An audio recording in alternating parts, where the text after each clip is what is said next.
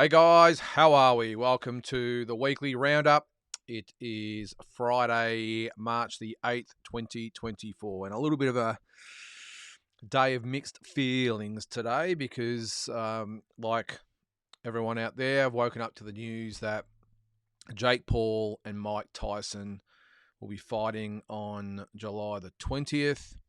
I'm not quite sure how to respond to it all, like probably everyone out there as well. I don't know what to make of it. I'll get into that in a second anyway and go into a little bit more depth. But we'll go over all the news, Australia and the world. And geez, probably the biggest week I think for news we've had for the year so far. So much going on.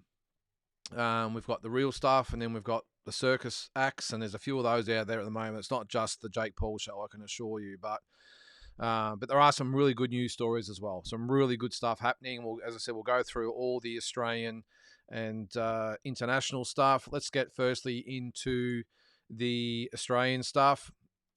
And on Wednesday night here in Australia, we had. Now, I'm just going to actually, sorry to do this as we go. I didn't actually bring it up as I was about to come on air. So apologies about that. But we had the No Limit show on Wednesday night. Now, as everyone knows, ended up being a bit of a farce.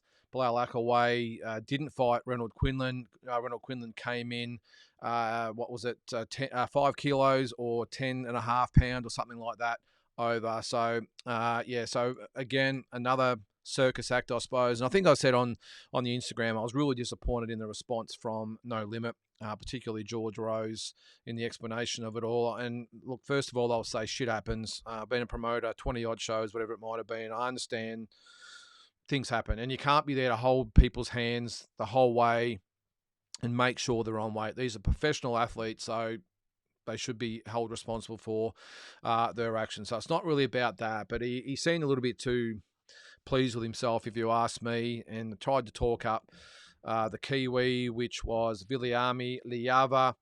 He might be the next opponent for Nikita Tszyu. Well, geez, I think he's still wiping the egg off his face at the moment because he got absolutely demolished by Anton Markovic, who did really look good, by the way. Looked the good. But he's actually had a loss. A couple of fights back. He lost back in 2022, lost to Jason Fawcett, and his pro debut. So credit to him. He's won 4 fights. He's got another fight coming up. Whether they will risk or putting Markovic in with Nikita Tszyu next remains to be seen, but we'll see. So on that fight, so as I said, Anton Markovic stopped Viliami Liava in the main event in 2 rounds. The rest of the card, who was it? Tai Kyun Kim with a big upset second round knockout of Isaiah Seti. And what a shot that was, by the way. Just second round, just boom. The other fights on the card, Reynold Quinlan got a little bit of comeuppance, I suppose, a little bit of justice. He was beaten over 6 rounds by Troy Pilcher. And in the other fight, which wasn't a bad fight, I didn't think, Yusuf Dib with a 4th round knockout of Nort Beauchamp. He always comes to fight, does Nort Beauchamp, but just a little bit in over his head there. Probably a little bit light as well, I think, for Yusuf Dib. So, but that was on Wednesday night at the Hoops Capital East Centre in Moore Park. That one was. So yeah, as I said, look, I've been over this too many times, either on the shows here or on Instagram, whatever it might be, but just really disappointed in the whole thing. These guys, I've said a couple of times, have been handed the keys to the Ferrari as far as the resources of Australian TV boxing goes, and so far have really had a nightmare start to 2024, and the fact they've got Nathaniel May with a replacement opponent in a couple of weeks' time, and hopefully, maybe I've got it wrong the whole way, maybe the Sam Goodman Mark Schlieb's fight might save the day, and it's an awesome card and an awesome fight and all the rest of it, but remains to be seen. So anyway, that's we'll put that to bed, and hopefully that first one's out of the road, and we can move on and get on to some good cards throughout the year, because that was a very, very average way to start proceedings in 2024, just to say the least. All right, so on to some really good news, I will say. Jason Maloney, he will be defending his WBO bantamweight title on May the 6th in Tokyo, Japan, against Yushika Takai. So Jason's 27-2. Takai is 8-0. Now, you might be thinking, hey, how does someone that's only had 8 fights get a crack at the world title? Apparently, this guy's got a very comprehensive background in kickboxing or whatever it might be. So very, very highly regarded in Japan, to the point where it's a lot more financially beneficial for Jason to go to Japan to fight him in his hometown than to fight on the Kambosos Lomachenko undercard a week after this one. So, and I think I did touch on it on Talking Boxing on Monday night as well, that Andrew Maloney, some big news about to drop for him. He will be on the Lomachenko Kambosos card, and he has a very, very credible opponent with some high stakes involved. So I'll wait for that to be announced. So that's this Jason Maloney fight, by the way, is on the undercard of Naoya Inoue. He'll be defending his undisputed 122-pound titles against Luis Nery. So Inoue 26-0, Nery 35-1. His only loss was a 7th round stoppage to Brandon Figueroa back in 2021 for a couple of versions of this same belt. So great card. 2 other world title fights on this card as well. Takuma Inoue, who's 19-1, he'll defend his WBA bantamweight title or 118-pound title against Sho Ishida, who's 34-3. And Thiago Yuri Akui, I think that's how you pronounce it, 19-2-1. He'll defend his WBA flyweight title against Taku Kuwahara, who's 13-1. So look at that, 4 world title fights on the one card. Tokyo Dome in Japan. You remember that's where Mike Tyson was beaten by James Buster Douglas back in 1990. So great to have a massive card in Tokyo, Japan, and all the best, of course, to Jason Maloney, who will defend that WBO belt for the second time. Another Aussie that's going to be fighting for a world title soon. It's next month, actually. Skye Nicholson. Now, she's going to fight Sarah Marford for the vacant WBC featherweight belt. Now, Skye Nicholson 9-0, Sarah Marford 14-1. So tough fight for Skye Nicholson to get that WBC belt. Marford's only loss, she's 14-1, was a 10-round decision loss to Amanda Serrano back in 2022. So very, very good opponent for Skye Nicholson. And if she wins that fight, very, very deserving holder of that WBC belt. Now, on that same card, the card itself is at the Fontainebleau Hotel and Casino in Las Vegas. It's brand new. This is the first foray, or first or second forays into professional boxing. I think the main event on this is Richardson Hitchens fighting Gustavo Daniel Lemos over 12 rounds at super lightweight. So a really good opportunity for Skye Nicholson. Let's see whether she can bring that WBC belt home. As I said, a great opportunity for her. And if she does win this, maybe we might get that WBC or undisputed fight with Amanda Serrano down the track. I know Skye Nicholson's been very vocal about wanting that fight. So if she wins this, and especially with what happened to Amanda Serrano last weekend, which I'll get into in a sec, but talking about the circus that just keeps happening outside the ring. It almost seems to be as much going on outside the ring and dramas and controversies and all this sort of stuff than what's going in. It's not pulling out of a fight minutes before because you've got some hair stuff in your eyes. It's the fathers of these boxers that are taking up all the attention at the press conferences and taking all the attention away from their sons and their fighters and the fights themselves. So anyway, I'm sure we'll touch on that a lot more over the next couple of months anyway. So just speaking of Amanda Serrano, so as I said, she had to pull out of her fight at the last minute last weekend. Apparently she had her hair done the day before the fight against Nina Menke, and they tried to get her across the line. You would have seen that she had the glasses on at the weigh-in so they could hide the eye. Apparently she went for a run after she had the hair treatment done.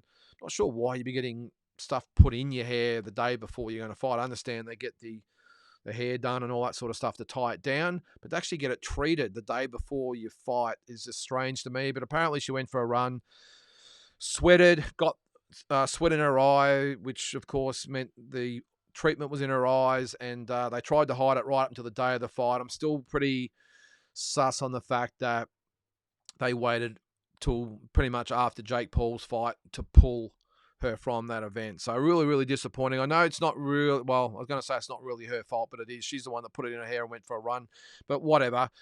She was devastated afterwards that she really wanted the fight. And I really feel for Nina Menke as well. I'm not sure whether her team would have known. I'm sure they might have had an inkling of what was going on. But yeah, straight after the Jake Paul fight, Serrano was supposed to make a ring walk, and she was pulled. So I still don't know why they couldn't do it the morning of or in the afternoon. I get that they're going to try and give her as much time as possible, but surely they would have known that afternoon that she wasn't going to make it through to the fight. So I've got a feeling that they wanted the crowd there. Excuse me. And no good if half the crowd doesn't turn up on the night, and that of course takes away from the Jake Paul fight and everything else. So anyway, let's see. Maybe we get Serrano. Well, I'm sure we'll get Serrano and Menke next, and then if Sky Nicholson wins her fight, we might get a unification fight down the track. All right, that's it for the Aussie news. A little bit more coming, but that's to do with the world stuff. Let's start with the world scene, and we'll get on to, I didn't really want to talk about it, but it's headline news all over the world at the moment as far as the boxing scene goes, and I can't believe more people are talking about this. This is the Jake Paul, Mike Tyson situation, of course. More people are talking about this than this weekend's fight with Joshua and Ngannou. There's more people talking about Ryan Garcia than other fights that are taking place at the moment. So it's just a really, I won't say, look, it's a frustrating time to be a boxing fan, but look, the thing is with this fight, the Jake Paul, Mike Tyson fight, July 20, Cowboy Stadium in Dallas, 80,000 capacity. Apparently, it's going to be shown live on Netflix. Now, that's probably the one tick. Now, apparently, it's going to be shown free of charge. If you have a Netflix account, it will be free. So, look, I do applaud that, I will say, because they could probably easily milk $30, $40, $50 or maybe more to the unsuspecting Jake Paul diehards out there. I don't think the real hardcore boxing fans would be sucked in by it, but there would be some casual fans that remember the glory days of Mike Tyson that would buy it. So I do applaud them in that they have given us this fight for free, even though we are paying our Netflix subscription. So that's good. The issue I have is that Jake Paul, how do you take this guy seriously? I'd like to take him seriously, by the way.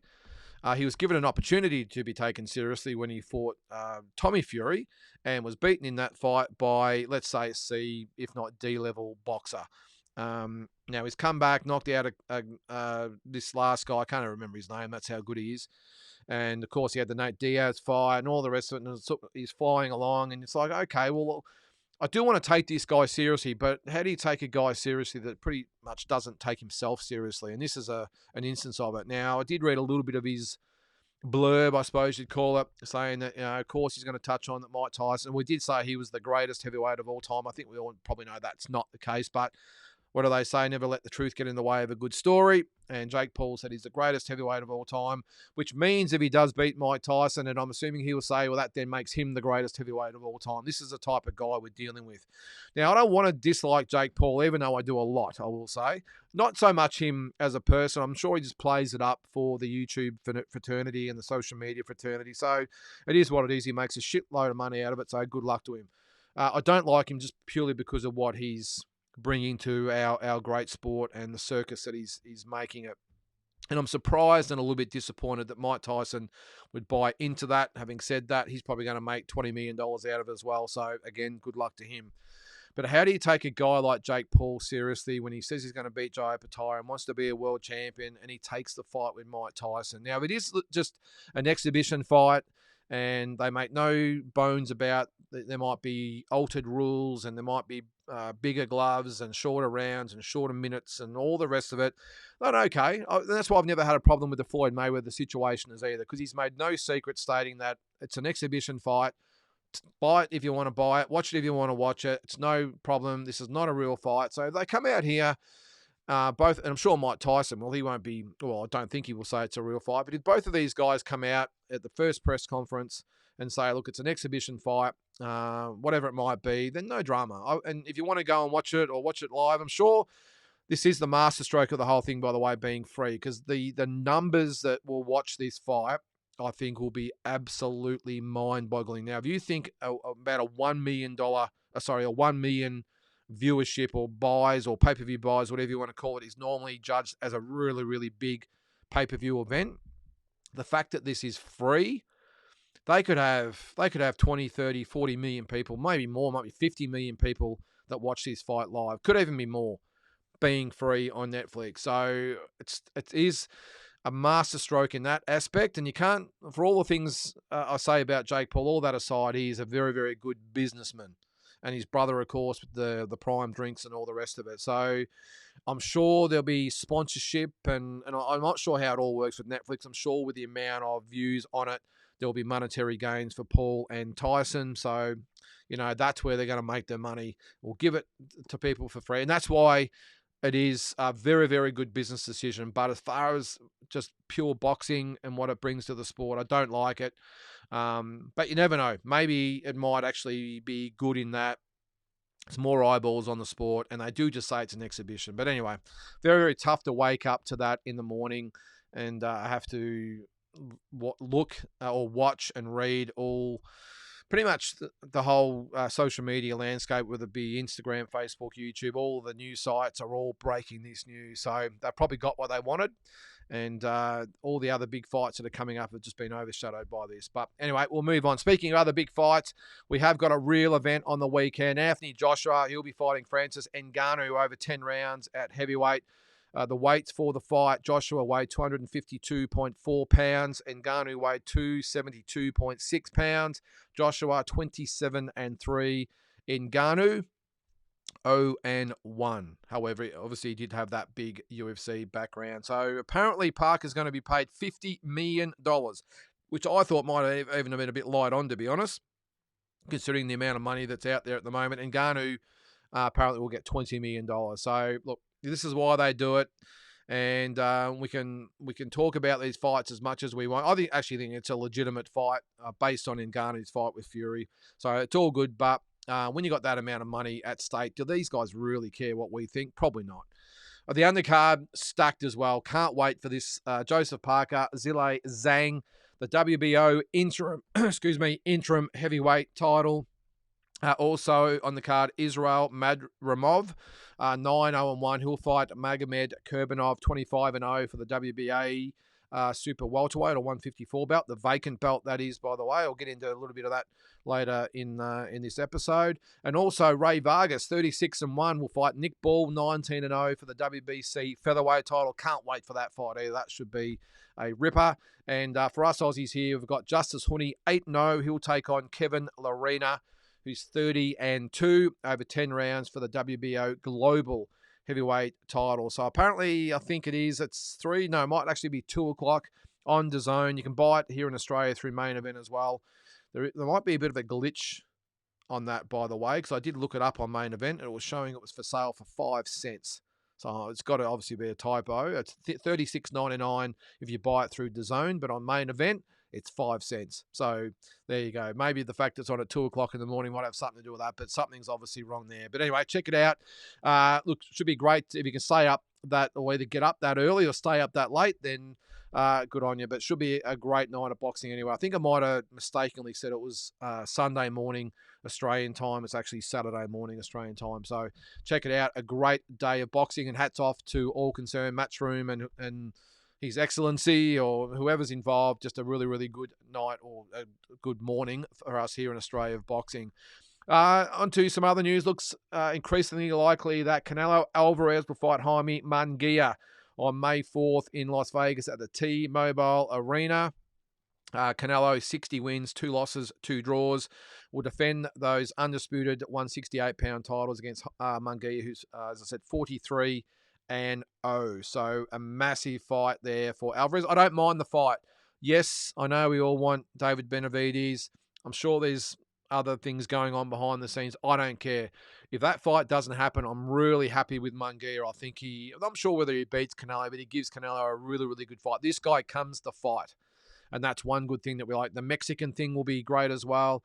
Although it's interesting that Canelo Alvarez said he would never fight another Mexican. Of course, Jaime Munguia is 100% Mexican. So I think it's going to be, from what they're saying, on DAZN and Amazon Prime. So it obviously means that PBC is involved as well as Matchroom, because Matchroom's obviously with, is that right? I'm not sure. I have to double check that, because it went from PBC to Matchroom. Now, of course, PBC might be involved. But anyway, it looks like it's going to be DAZN and Amazon Prime. Either way, it doesn't matter where it's going to be shown. It'll be big numbers on Cinco de Mayo weekend in Las Vegas. Alvarez and Munguia, love the fight. Speaking of David Benavides, there's talk that he will headline or co-headline a show in June on Amazon Prime along with Gervonta Tank Davis. So it looks like Benavides will be fighting Alexander Goroshevic. I always get that wrong. Anyway, WBC interim 175-pound title. The winner of that will fight the winner of Beterbiev and Bivol. So big stakes there. And look, to be honest with you, I would probably like to see Benavides fight one of those guys over Canelo, to be honest. I know that's arguable, but I think that'd be a great fight as well. And Tank Davis would fight Frank Martin for his WBA 130 or regular 135-pound title. So yeah, so that would be a something anyway for us fans that missed out on Canelo and Benavides, that these guys might have a double header in June. I'm assuming it'll be in Vegas. So another fight that's, hasn't been officially announced, but Eddie Hearn strongly hinted in the last day or so, is that 45-year-old former boxing legend Manny Pacquiao will be back against Conor Benn, most likely in Saudi Arabia. Now, again, I'm not quite sure what to make of this one. I would love to see Manny Pacquiao stay retired. 45 years of age. I'm not sure what else he could possibly prove to us boxing fans. I totally understand that it's in your blood and it's very, very hard to let go. But 45 years of age, he's worth hundreds of millions of dollars. I just don't see why you would have the need to, especially with, I think he's got 4 or 5 kids. Such a beloved fighter inside and outside of the ring. And even more so against someone like Conor Benn, who was a young tiger. He really is. And he can punch. He can, not so much box, but he's a hard nut. Of course, he's the son of Nigel Benn. And I really don't like the fight. It wouldn't be so bad if he was coming up against more of a boxer type, but Conor Benn is a destroyer, like his dad's nickname was. So I don't want to see the fight, especially the way Manny looked in his last fight, was it 2 or 3 years ago, against Ugas. So I'm hoping it doesn't actually come to fruition, but they have been seen in Saudi Arabia for the weekend, shaking hands and taking some photos. So the odds are we are going to get that fight. So I'm not a fan of it. What do you guys think out there? I don't want to see Manny Pacquiao win with a killer like Conor Benn, but money talks, doesn't it? On to some results from last weekend. Raymond Ford winning the WBA featherweight title, the vacant title, with a come-from-behind 12th round stoppage, 7 seconds on the clock, with a stoppage of Otabek Kolmatov. He moves to 15-0-1. Kolmatov dropped to 12-1. If you haven't seen the fight, make sure you watch it on YouTube. Kolmatov had the better of the fight for 11 rounds and 50 seconds. 11 rounds, 2 minutes and 50 seconds, and Ford stormed home. There has been some conjecture about if the fight should have been stopped. I do think it should have been stopped. I don't think Kolmatov was overly hurt, but the fact that he just turned his back, the referee probably had an idea of how long wants to go, but the time never comes into it. It's a well-being of the fighter.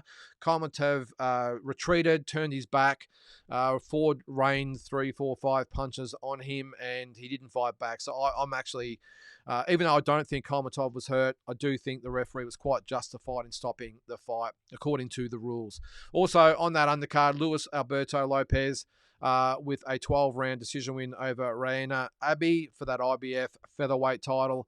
Lopez improved to 30-2. Abbey dropped to 25-4-1. I did mention earlier a little bit about Ryan Garcia. I won't spend too much time on it. I think everyone's seen the clips of Ryan Garcia out there. It's pretty scary at the moment, the state of mind that he appears to be in. Of course, he's supposed to fight Devin Haney on April 20th in New York.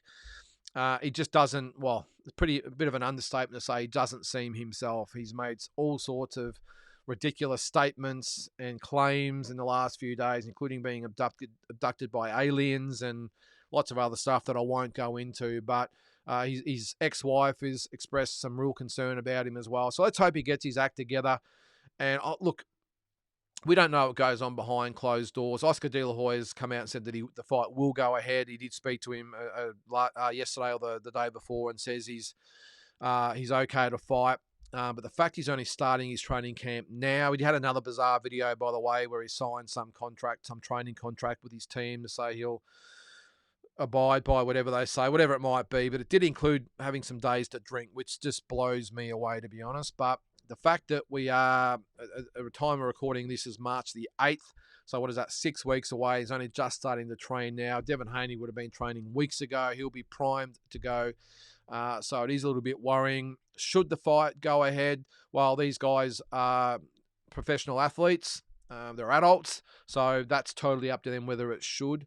But in my opinion, will it go ahead? I don't think it will, if that makes sense. Should it? It's up to these guys. Will it? I don't think so. I think at some stage within the next 2 weeks, I wouldn't be surprised if Ryan Garcia is pulled from the event.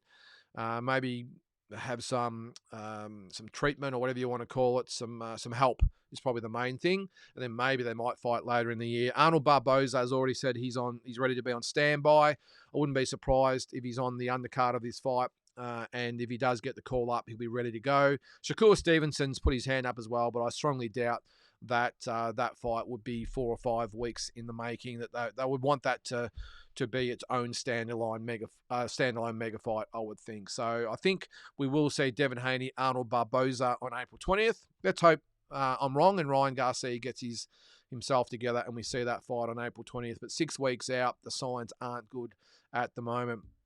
I mentioned earlier that Madrimov and Kurbanov will be fighting for the WBA 154-pound title this weekend on the undercard of Joshua and Ngannou. That is the second last belt in the Jermell Charlo reign to be stripped. The other one is the IBF belt. So, of course, Tim Tszyu has a WBO belt now. These guys will fight for the WBA version. You've got Sebastian Fundora, Sergey Boacek fighting on the Tszyu Thurman undercard for the vacant WBC belt.